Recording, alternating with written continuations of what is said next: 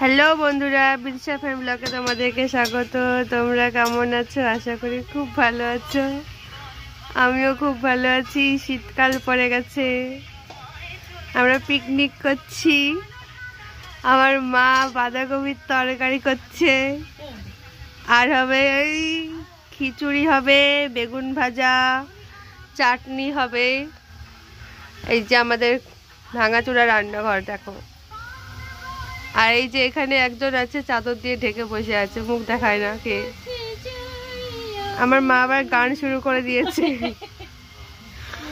তো ভিডিওটা দেখতে থাকো, রান্না হলে আবার তোমাদের সঙ্গে শেয়ার করবো সেটা।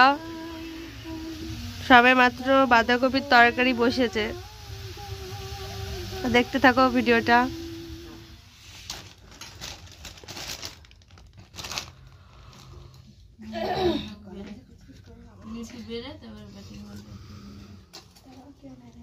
খিচুড়ি খাচ্ছে।